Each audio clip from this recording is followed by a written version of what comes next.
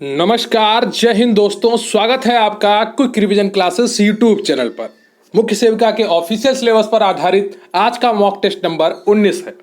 इसमें भी काफ़ी महत्वपूर्ण प्रश्न हैं जो आपके ऑफिशियल सिलेबस पर आधारित हैं और बहुत से प्रश्न ऐसे हैं जो आपकी मुख्य परीक्षा में पूछे जाने की काबिलियत रखते हैं।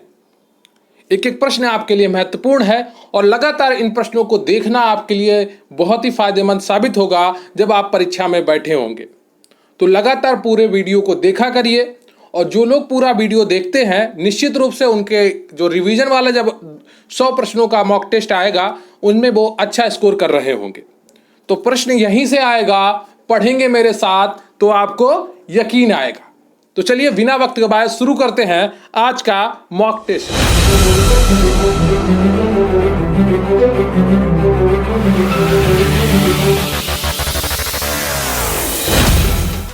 आप देख रहे हैं quick revision classes YouTube channel और मैं आपको एक छोटी सी जानकारी देना चाहता हूं कि इससे पहले मैं आपका मॉक टेस्ट शुरू करूं। मुख्य सेविका की एक बहुत ही अच्छी बुक है, चक्षु प्रकाशन की बुक, जो आपके मुख्य सेविका के ऑफिशियल सिलेबस पर आधारित है। इस बुक में टू द पॉइंट आपका सिलेबस दिया गया है, कुछ भी फालतू का नहीं लिखा है और हर चैप्टर के बाद एमसीक्यू प्रश्न भी दिए गए हैं, जिससे आपको एक अंदाजा लग सकता है कि परीक्षा में आपके किस तरह के एमसीक्यू प्रश्न पूछे जा सकते हैं।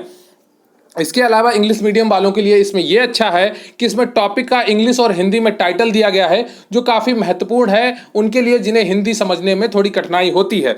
और इसके अलावा इस बुक की जो भाषा है वो काफ़ी आसान है। जब आप पढ़ेंगे तो निश्चित रूप से आपको आनंद आएगा, आपको पढ़ने में अच्छा लगेगा और चीज़ें आपको आसान लग रही होंगी। इस बुक को खरीदने का लिंक आपको डिस्क्रिप्शन बॉक्स में मिल जाएगा या आप नज़दीकी बुक स्टॉल से ये चक्षु प्रकाशन की मुख्य सेविका की नंबर 1 बुक खरीद सकते हैं। क्लियर है आपको? तो इसमें 2000 से अधिक एमसीक्यू प्रश्न भी दिए गए हैं। तो इससे पहले कि मैं आपका मॉक टेस्ट शुरू करूं, मेरा आपसे निवेदन है कि प्लीज वीडियो को लाइक कर लीजिए। चैनल पर नए हैं तो चैनल को सब्सक्राइब कर लीजिए। आपके कमेंट बहुत ही महत्वपूर्ण होते हैं, तो कमेंट करके जरूर बताइएगा कि आज का वीडियो आपको कैसा लगा। तो आज है आपका मॉक टेस्ट नंबर 19। तो उससे पहले आज का आपका प्रश्न है कि भारत में गरीबी किस आधार पर मापी जाती है।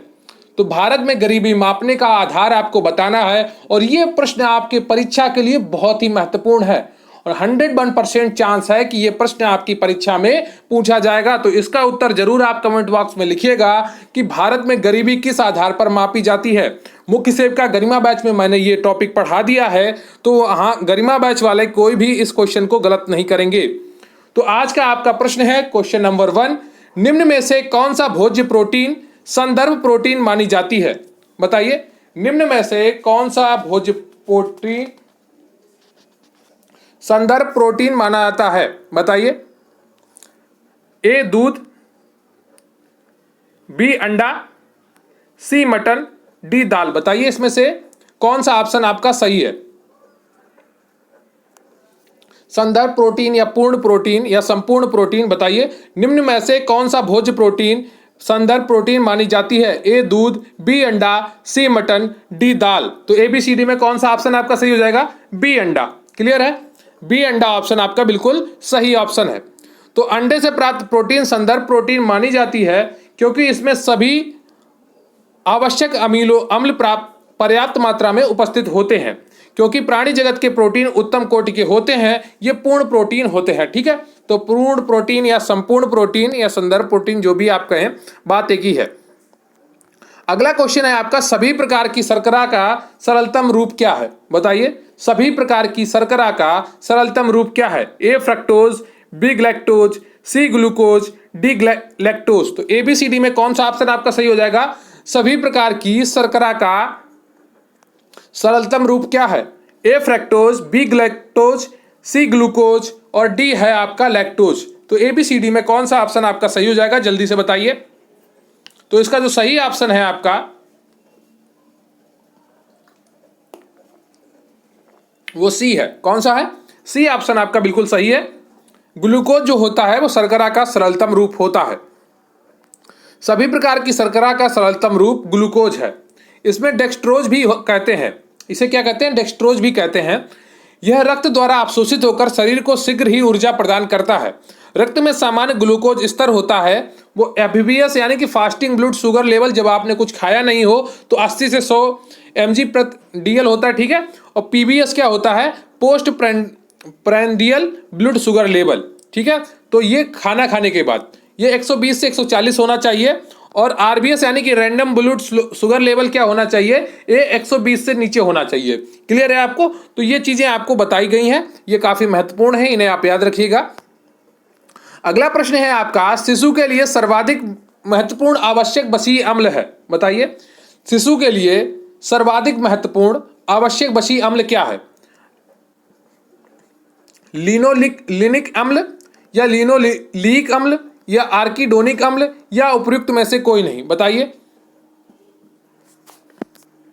शिशु के लिए सर्वाधिक महत्वपूर्ण आवश्यक बसीय अम्ल कौन सा है?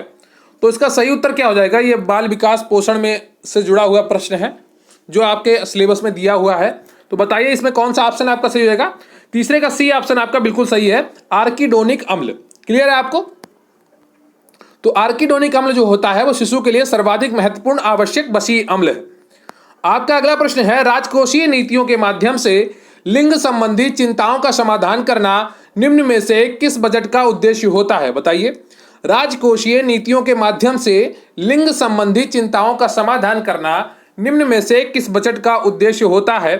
ए सूर्यास्त बजटिंग, बी शून्य आधारित बजटिंग, या सी जेंडर बजटिंग, या डी वृद्धिशील बजटिंग। बताइए एबीसीडी में कौन सा ऑप्शन आपका सही है? राजकोषीय नीतियों के माध्यम से लिंग संबंधी चिंताओं का समाधान करना निम्न में से किस बजट का उद्देश्य होता है? बताइए। तो चौथे का कौन सा ऑप्शन सी हो जाएगा? Gender bursting. क्लियर है? लिंग संबंधी जो चिंताओं को दूर करने के लिए जेंडर बस्टिंग कहा जाता है, ठीक है। तो राजकोषीय नीतियों के माध्यम से लिंग संबंधी विषमताओं को समाधान करना जेंडर बस्टिंग का प्रमुख उद्देश्य होता है। यह महिला विकास से जुड़ा हुआ प्रश्न है आपका। अगला प्रश्न है आपका, परंपरागत हिंदू समाज में विवाह के उद्देश्यों का सही क्रम क्या है? तो विवाह के उद्देश्यों को आपका सही क्रम बताना है। प्रजा मतलब संतान उत्पत्ति, धर्म तो आपको समझ में आया होगा, रति मतलब जो ही आपका शारीरिक जो संबंध होते हैं उनको रति के यहाँ से संबोधित किया गया है। तो परंपरागत हिंदू समाज में विवाह के उद्देश्यों का सही क्रम क्या है? बताइए। गरिमा बैच में मैंने ये टॉपिक भी पढ़ाया है, और कल और आज ही पढ़ाया है, तो इसमें से आपको बिल्कुल सही करना चाहिए। एबीसीडी में कौन सा ऑप्शन आपका सही हो जाएगा? परंपरागत हिंदू समाज में विवाह के उद्देश्यों का सही क्रम क्या है? बताइए। तो पांचवें का कौन सा ऑप्शन आपका सही हो जाएगा? बताइए जल्दी से। तो जो हिंदू विवाह का क्रम है उसमें सबसे पहले धर्म को माना जाता है, ठीक है। धर्म के लिए विवाह किया जाता है। फिर उसके बाद किस लिए विवाह किया जाता है? प्रजा के लिए, ठीक है, यानी कि संतान उत्पत्ति के लिए। क्लियर है आपको? और सबसे बाद में करते हैं रति के लिए, यानी कि शारीरिक संबंधों के लिए, शारीरिक सुख के लिए। तो डी ऑप्शन आपका बिल्कुल सही है। जो हिंदू विवाह की जो मूल मान्यता है वो यह है कि सबसे पहले धर्म के लिए विवाह करना है, फिर संतान उत्पत्ति यानी प्रजा के लिए विवाह करना है, और फिर रति, ठीक है। तो सबसे बाद में रति आता है। परंपरागत हिंदू समाज में विवाह के उद्देश्यों का सही क्रम है धर्म, प्रजा और रति। क्लियर है आपको? आपका अगला प्रश्न है, सेवा विवाह का प्रचलन निम्न में से किस जनजाति में पाया जाता है? बताइए। मैरिज बाय सर्विस, सेवा विवाह का प्रचलन निम्न में से किस जनजाति में पाया जाता है? ए कुकी, बी थारू, सी विरहोर, डी भोटिया। तो एबीसीडी में कौन सा ऑप्शन आपका सही हो जाएगा? जल्दी से बताइए। सेवा विवाह का प्रचलन निम्न में से किस जनजाति में पाया जाता है? ए कुकी, बी थारू, सी विरहोर, डी भोटिया। तो एबीसीडी में कौन सा ऑप्शन आपका सही है? छठे का कौन सा ऑप्शन आपका सही हो जाएगा? सी ऑप्शन आपका सही हो जाएगा, विरहोर। क्लियर है आपको? विरहोर आपका ऑप्शन बिल्कुल सही हो जाएगा। तो सेवा विवाह में भाभी दूल्हा दुल्हन के घर पर सेवा करके बधुमूल्य चुकाने के बाद लड़की से विवाह करता है। यह विवाह गोंड, विरहोर तथा बैगा जनजाति के विशेष रूप में पाया जाता है। क्लियर है आपको? सोरोरेट विवाह क्या है? जल्दी से बताइए। सोरोरेट विवाह क्या है? बहन भाई के बीच, या मौसी की लड़की के साथ, या मृत पत्नी की बहन तथा विधुर पुरुष के बीच, या बुआ की लड़की के साथ। बताइए। विधुर पुरुष वो होता है जिसकी पत्नी मर गई हो। तो बहन भाई के बीच में होता है सोरोरेट विवाह, या मौसी की लड़की के साथ होता है, या मृत पत्नी की बहन तथा विधुर पुरुष के बीच बुआ की लड़की के साथ। बताइए। गरिमा बैच में मैंने ये पढ़ाया है क्वेश्चन, ये टॉपिक पढ़ाया है, तो इसका सही उत्तर बताइए क्या होगा? तो साथ में जो सही ऑप्शन है वो सी है। क्लियर है आपको? मृत पत्नी की बहन यानी कि साली के साथ जो विवाह किया जाता है उसे सोरोरेट विवाह कहते हैं। क्लियर है आपको? तो मृत पत्नी की बहन तथा विधुर पुरुष के बीच को सरोरट यानी कि शाली विवाह कहते हैं, जबकि मृत पति के भाई तथा विधवा स्त्री के बीच विवाह को लेवीरेट यानी कि देवर विवाह कहते हैं। ठीक है, क्लियर है आपको?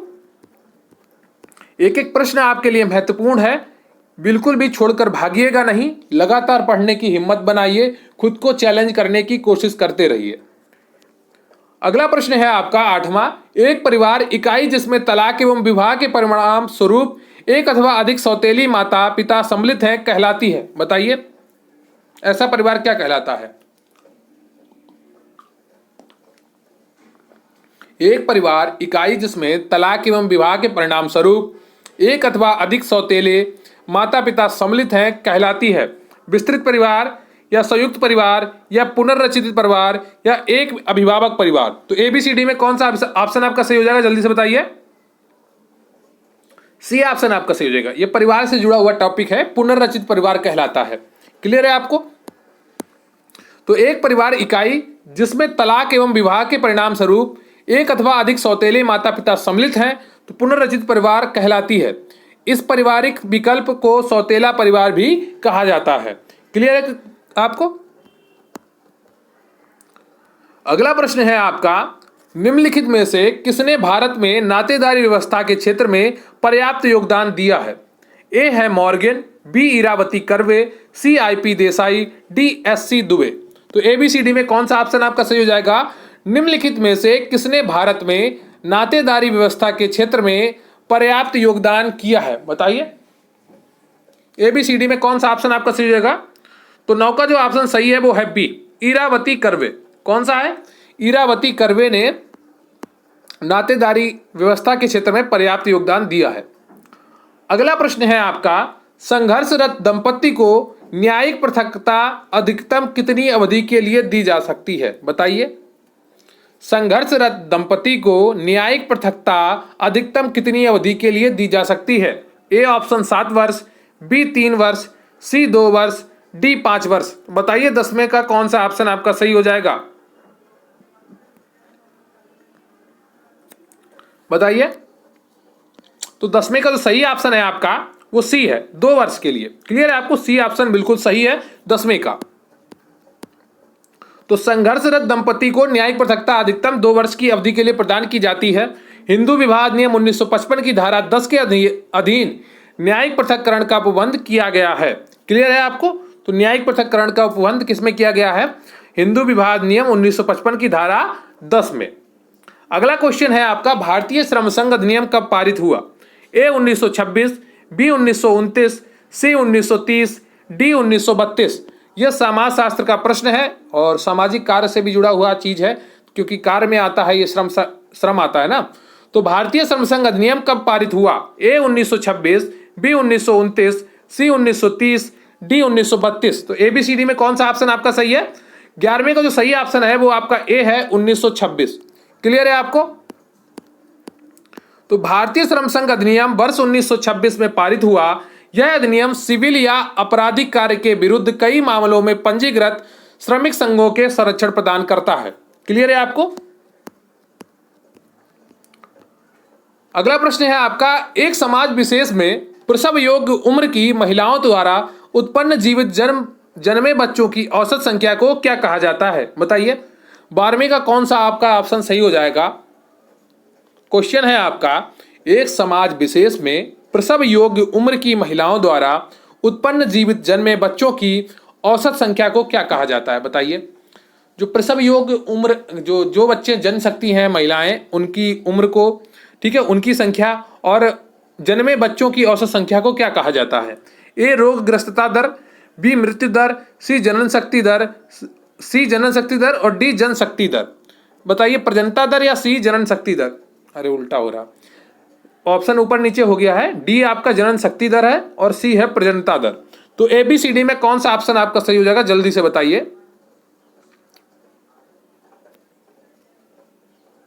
इसे प्रजनन दर भी कहा जा सकता है, जहां पर प्रजनता दर लिखा है। बताइए एक समाज विशेष में प्रसव योग्य उम्र की महिलाओं द्वारा उत्पन्न जीवित जन्मे बच्चों की औसत संख्या को क्या कहा जाता है? ABCD में कौन सा ऑप्शन आपका सही होगा? बताइए तो इसका जो सही ऑप्शन है आपका वो प्रजननता दर वाला सी ऑप्शन है। ठीक है, प्रजनन दर कहते हैं, क्या कहते हैं, प्रजनन दर, यानी कि प्रजननता दर। तो सी ऑप्शन आपका सही है। एक समाज विशेष में 1000 प्रसव योग्य उम्र की महिलाओं द्वारा उत्पन्न जीवित जन्मे बच्चों की औसत संख्या को प्रजनन दर कहा जाता है। 1000 प्रसव योग्य महिलाओं पर पैदा हुए जीवित बच्चे। ठीक है, तो 1000 योग्य जो महिलाएं हैं जो बच्चे पैदा कर सकती हैं। अगला क्वेश्चन है आपका 13, जनसांख्यिकी संक्रमण सिद्धांत के अनुसार जनसंख्या वृद्धि कितने स्तरों से गुजरती है? ए 2 स्तरों से, बी 4 स्तरों से, सी 3 स्तरों से, डी 5 स्तरों से। बताइए एबीसीडी में कौन सा ऑप्शन आपका सही हो जाएगा? जनसांख्यिकी संक्रमण सिद्धांत के अनुसार जनसंख्या वृद्धि कितने स्तरों से होकर गुजरती है? तो एबीसीडी में जो सही ऑप्शन है आपका वो डी है, 5 स्तरों से। क्लियर है आपको? 5 स्तरों से होकर गुजरती है। तो जनसांख्यिकी संक्रमण शब्द का प्रयोग सर्वप्रथम बारन एस थॉमसन और बाद में इसके सैद्धांतिक रूप से विकसित करने का श्रेय फ्रैंक डब्ल्यू नोस्टेन 1945 को जाता है। बाद में सीपी व्लेकर, क्लार्क हैगेट आदि ने भी इसका समर्थन किया है। इस सिद्धांत के अनुसार प्रत्येक समाज की जनसंख्या वृद्धि को 4 चरणों उच्च प्रजननता, उच्च मृत्यु संख्या से निम्न मृत्यु संख्या तथा निम्न प्रजननता तक, जिसमें बाद वाला पिछड़ जाता से गुजरना पड़ता है। क्लियर है आपको? तो कालिन क्लार्क ने पूर्व परिकल्पित 4 अवस्थाओं के अतिरिक्त एक 5वीं अवस्था ऋणात्मक वृद्धि की अवस्था को भी परिकल्पना दी है। ठीक है, तो ऋणात्मक वृद्धि की परिकल्पना किसने दी है? कॉलिन क्लार्क ने दी है। क्लियर है, ये बात आप ध्यान रखेंगे। संक्षेप में जनसांख्यिकी संक्रमण की अवस्था क्या है उसको समझ लेते हैं। एक तो है आपकी उच्च जन्म दर, यहां पर जन्म दर होगा, एवं उच्च मृत्यु के साथ धीमी जनसंख्या वृद्धि दर की अवस्था, इसे जनसंख्या की अस्थिर अवस्था भी कहते हैं। दूसरी है उच्च जन्म दर एवं घटती मृत्यु दर की अवस्था, इसे जनसंख्या विस्फोट या संक्रमण की अवस्था भी कहते हैं। तीसरी है जनसंख्या वृद्धि में ह्रास की प्रवृत्ति से संबंधित अवस्था, इस अवस्था में जनसंख्या या तो स्थिर हो जाती है या मंद गति से बढ़ती है। क्लियर है आपको? अगली है आपकी जनसंख्या वृद्धि की स्थिर अवस्था। 5वीं है इस अवस्था में न्यूनतम मृत्यु दर, जबकि पारिवारिक संस्थाओं एवं विवाह जैसे मूल्यों के पतन के कारण जन्म दर मृत्यु दर से भी कम हो जाती है। क्लियर है आपको? अगला क्वेश्चन है आपका राष्ट्रीय ग्रामीण स्वास्थ्य मिशन NHRM वर्ष 2005 में भारत में अधिनियमित किया गया, इसका मुख्य लक्ष्य क्या है? बताइए।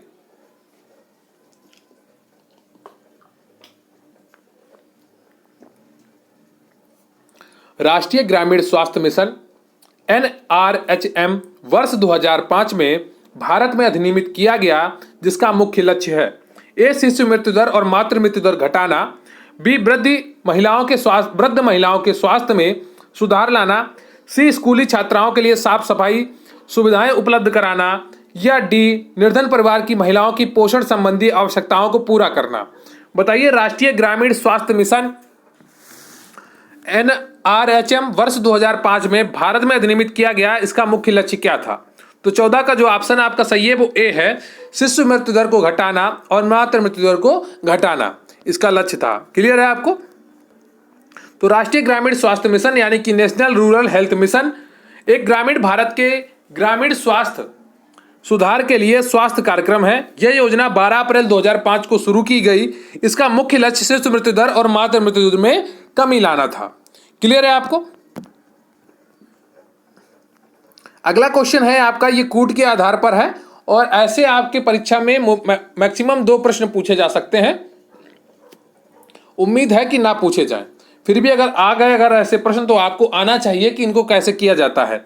कथन दिया गया है कि आरक्षण की नीति पिछड़े वर्ग में से अभिजात्य वर्ग को जन्म देती है। तर्क है आरक्षण के लाभों का उनके द्वारा आधिपत्य किया गया है। तो ऑप्शन ए है इसका कि दोनों ए तथा आर सही हैं तथा आर ए की सही व्याख्या है। ऑप्शन बी है दोनों ए तथा आर सही है परंतु आर ए की सही व्याख्या नहीं है। ऑप्शन सी है ए सही है परंतु आर गलत है। ऑप्शन डी है ए गलत है परंतु आर सही है। तो बताइए एबीसीडी में कौन सा ऑप्शन आपका सही हो जाएगा? आरक्षण की नीति पिछड़े वर्ग में से अभिजात्य वर्ग को जन्म देती है। तर्क है कि आरक्षण के लाभों का उनके द्वारा आधिपत्य किया गया है। तो बताइए कौन सा ऑप्शन आपका सही है जल्दी से।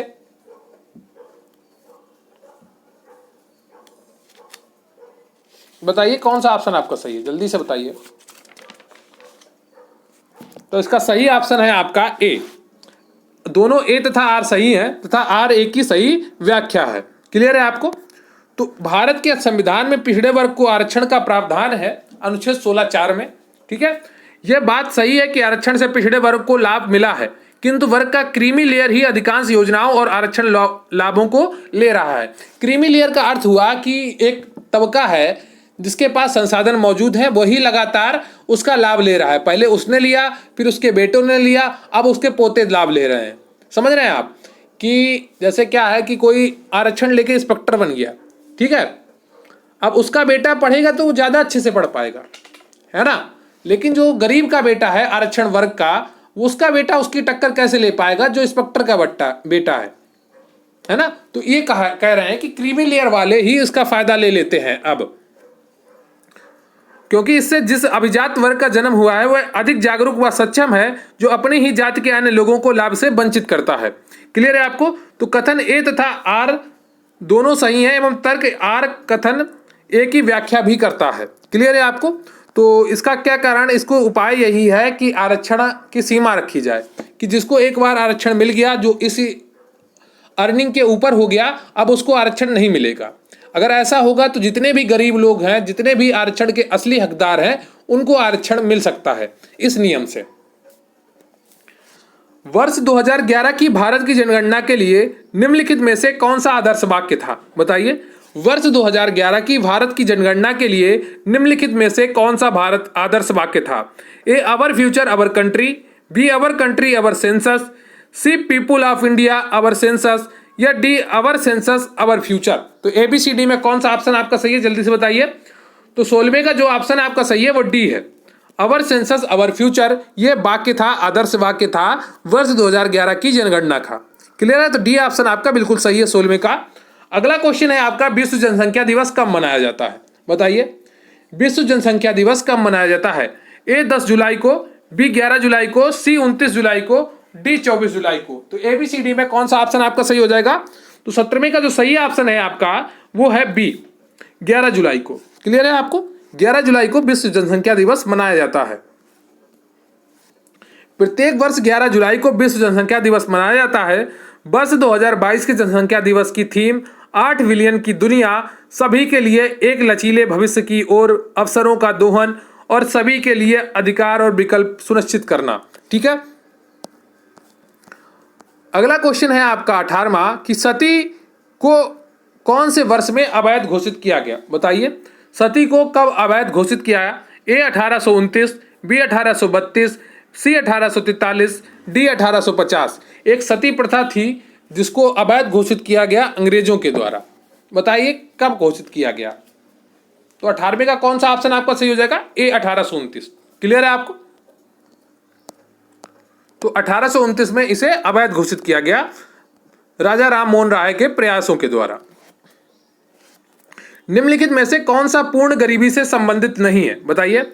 ए गरीबी रेखा, बी डिप्रीवेशन इंडेक्स, सी जीवन की मूल आवश्यकताएं, डी मटेरियल डिप्रीवेशन। तो ABCD में कौन सा ऑप्शन आपका सही है? निम्नलिखित में से कौन सा पूर्ण गरीबी से संबंधित नहीं है? जल्दी से बताइए।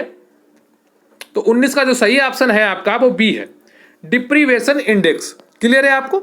डिप्रीवेशन इंडेक्स बिल्कुल सही ऑप्शन है आपका। अगला क्वेश्चन है आपका, निम्न में से कौन सामाजिक नियंत्रण का उद्देश्य नहीं है? बताइए। सामाजिक नियंत्रण भी गरिमा बैच में पढ़ाया जा चुका है। बताइए, निम्न में से कौन सामाजिक नियंत्रण का उद्देश्य नहीं है?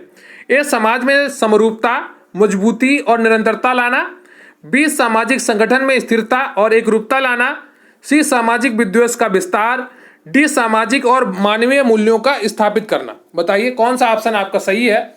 निम्न में से कौन सामाजिक नियंत्रण का उद्देश्य नहीं है? ए समाज में समरूपता, मजबूती और निरंतरता लाना, बी सामाजिक संगठन में स्थिरता और एकरूपता लाना, सी सामाजिक विद्वेष का विस्तार, डी सामाजिक और मानवीय मूल्यों को स्थापित करना।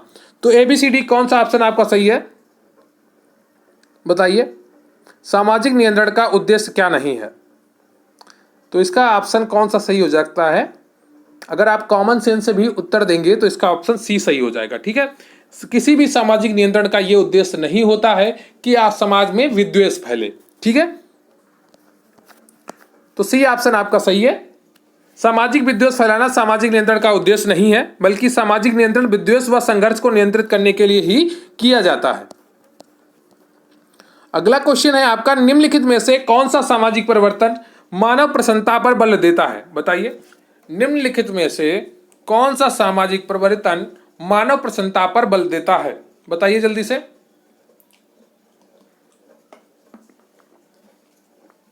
ए उद्विकास सिद्धांत, या बी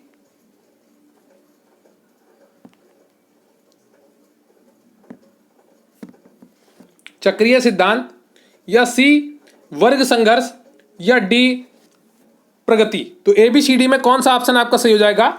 निम्नलिखित में से कौन सा सामाजिक परिवर्तन मानव प्रसन्नता पर बल देता है? बताइए 21 का कौन सा ऑप्शन आपका सही हो जाएगा? तो 21 का जो सही ऑप्शन है आपका वो डी है, प्रगति पर बल देता है। क्लियर है आपको? मानव प्रसन्नता जो होता है वो प्रगति एक निश्चित दिशा की ओर होने वाला परिवर्तन है। प्रगति में मानव प्रसन्नता पर बल दिया जाता है क्योंकि प्रगति जीवन में गुणात्मक परिवर्तन को दर्शाती है। क्लियर है आपको? अगला क्वेश्चन है आपका, एससी दुबे ने भारत में परिवर्तन के लिए परंपराओं को कितने प्रकारों में वर्गीकृत किया है? बताइए। एससी दुबे ने भारत में परिवर्तन के लिए परंपराओं को कितने प्रकारों में वर्गीकृत किया है? A4, B6, C7, D8। तो ABCD में कौन सा ऑप्शन आपका सही हो जाएगा? जल्दी से बताइए। एससी दुबे ने भारत में परिवर्तन के लिए परंपराओं को कितने प्रकारों में वर्गीकृत किया है? तो 22 का बी ऑप्शन आपका सही है, 6 प्रकारों में वर्गीकृत किया है। क्लियर है आपको? कौन कौन से हैं 6 प्रकार? एक शास्त्रीय परंपरा जो पौराणिक है, ठीक है। दूसरी है उभरती हुई राष्ट्रीय परंपरा, सी है प्रादेशिक परंपरा, और चौथी है आपकी स्थानीय परंपरा, पांचवी है आपकी पश्चिमी परंपरा, और छठी है आपकी स्थानीय उप संस्कृति परंपरा। तो इन 6 प्रकारों में एससी दुबे ने भारत में होने वाले परिवर्तन को वर्गीकृत किया है। क्वेश्चन नंबर 23 है कि निर्धनता के अपने प्रसिद्ध अध्ययन में राउंट्री ने किस अवधारणा का उपयोग किया है? बताइए। निर्धनता के अपने प्रसिद्ध अध्ययन में राउंट्री ने किस अवधारणा का उपयोग किया था? ए निरपेक्ष निर्धनता, बी सापेक्ष निर्धनता, सी अवस्थित निर्धनता, या डी आत्मपरक निर्धनता। तो ABCD में कौन सा ऑप्शन आपका सही है? जल्दी से बताइए। तो 23 का जो सही ऑप्शन है आपका वो सी है, अवस्थित निर्धनता। क्लियर है आपको? तो क्या है इसको अभी मैं आपको डिटेल में बताता हूं। ऐसी अर्थव्यवस्था जो विनिमय की अपेक्षा उपयोग के लिए उत्पादन पर आधारित होती है, जीवन निर्वाही अर्थव्यवस्था के नाम से जानी जाती है। इस प्रकार की अर्थव्यवस्थाओं में उत्पादन जीवन की आधारभूत आवश्यकताओं की पूर्ति के लिए लघु स्तर पर किया जाता है। तो समझ रहे हैं, औद्योगिक उत्पादन नहीं होता है, जितनी जरूरत है जीवन के लिए उतना ही उत्पादन किया जाता है सूक्ष्म स्तर पर, लघु स्तर पर, जिसमें अधिशेष बचत लगभग ना के बराबर होती है। जीवन निर्वाही अर्थव्यवस्था पूर्व औद्योगिक और आदिम समाजों का एक प्रमुख लक्षण रहा है। जैसे भारत में पहले जब कृषि होती थे तो किसान उतना ही पैदा करता था जितना उसको खाना होता था, वो बेचने के भाव से पैदा नहीं करता था। तो जीवन निर्वाही अर्थव्यवस्था पूर्व औद्योगिक और आदिम समाजों का एक प्रमुख लक्षण रहा है।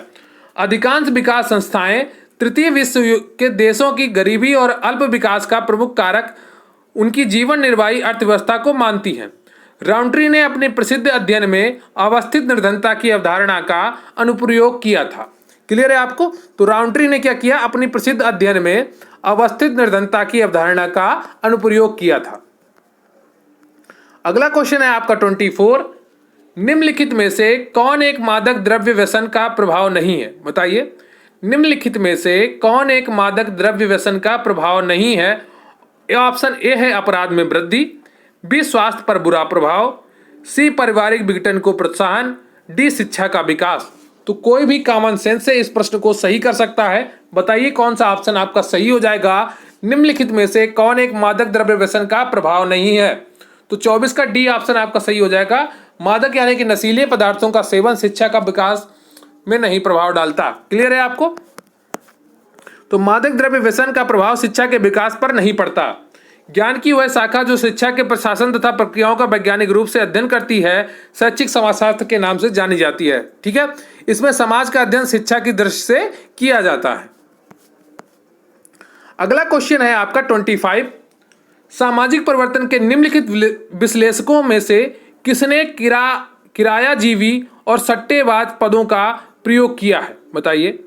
सामाजिक परिवर्तन के निम्नलिखित विश्लेषकों में से किसने किरायाजीवी और सट्टेबाज पदों का प्रयोग किया है?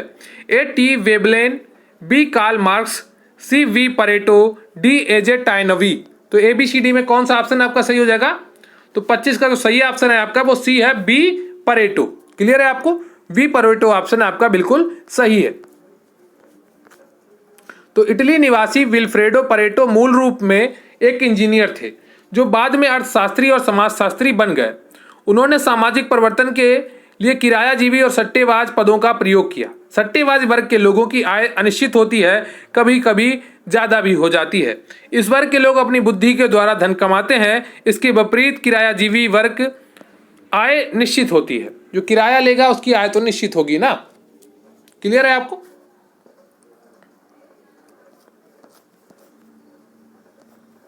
तो आपका मॉक टेस्ट पूरा हो गया है और कमेंट करके जरूर बताइएगा कि आपके कुल कितने प्रश्न सही हुए हैं। और वो लोग जो गरिमा बैच से नहीं जुड़ पा रहे हैं या उनके पास पर्याप्त फीस नहीं है गरिमा बैच के लिए देने के लिए, तो उनके लिए एक शॉर्टकट ऑप्शन है कि आपको एमसीक्यू की पीडीएफ मिलेगी और वन लाइनर्स की नोट्स की पीडीएफ मिलेगी। और इसके लिए आपको मात्र 280 रुपये पे करना है। व्हाट्सएप नंबर है 94 533 66 279। यहाँ पर आप प्रगति लिखकर मैसेज करेंगे, आपको इस बैच की पूरी जानकारी दे दी जाएगी।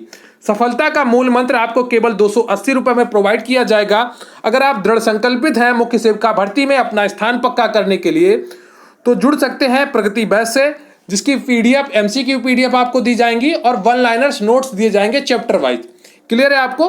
तो मुख्य सेविका प्रगति बैच से जुड़कर आप अपनी तैयारी को पुख्ता मजबूती दे सकते हैं मात्र 280 रुपये में। अभी नवरात्रि ऑफर चल रहा है, तो जरूर जुड़े प्रगति बैच से, निश्चित रूप से आपका फायदा होगा। गरिमा बैच वालों को प्रगति बैच नहीं लेना है। तो ये रहा आज का आपका मॉक टेस्ट 19। कितने प्रश्न सही हुए आपके उसका कमेंट बॉक्स में जरूर उत्तर दीजिएगा।